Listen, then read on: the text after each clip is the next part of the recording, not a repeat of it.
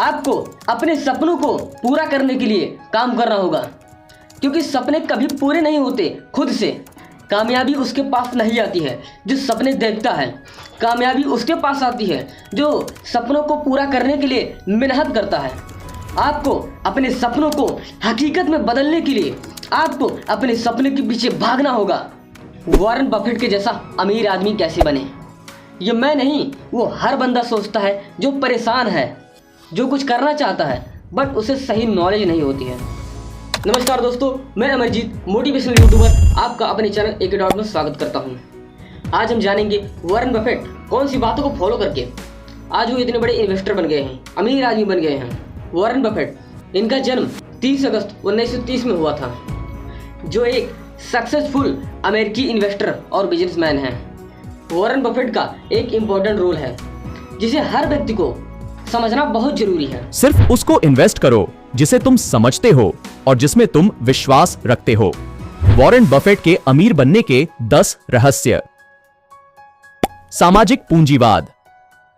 Warren Buffett ने अपनी अमीरी को बनाए रखने के लिए सामाजिक पूंजीवाद का सही उपयोग किया, यानी उन्होंने अच्छे रिश्तों को बनाए रखा और सही लोगों से मिलकर अधिक जानकारी प्राप्त की। गुरु भक्ति।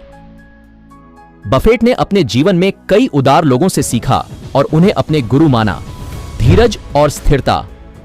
वह धीरज और स्थिरता से निवेश करने में माहिर थे और यही उनकी अमीरी का एक रहस्य रहा। अच्छी निवेश रणनीति।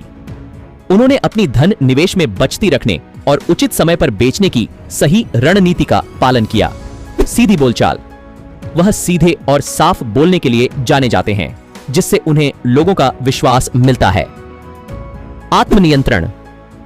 उन्होंने अपने आत्म को नियंत्रित रखने और स्थिर रहने का महत्व समझा। सिर्फ उत्कृष्टता की पूर्वाग्रह। बफेट ने सिर्फ उत्कृष्टता की पूर्वाग्रह को अपनाया और अपने क्षेत्र में मान्यता प्राप्त की। स्वास्थ्य का ध्यान।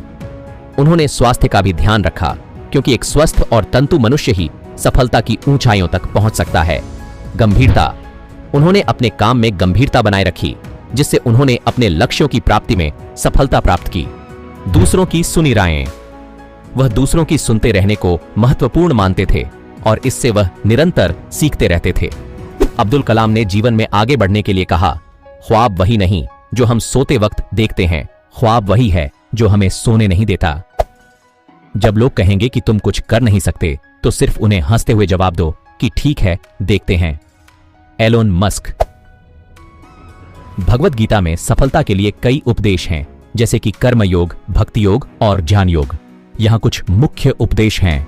कर्मयोग, योग द्वारा क्रिया। कर्मयोग में कहा गया है कि कर्म करते रहो, परंतु फल की चिंता मत करो। भक्ति योग, योग द्वारा भक्ति।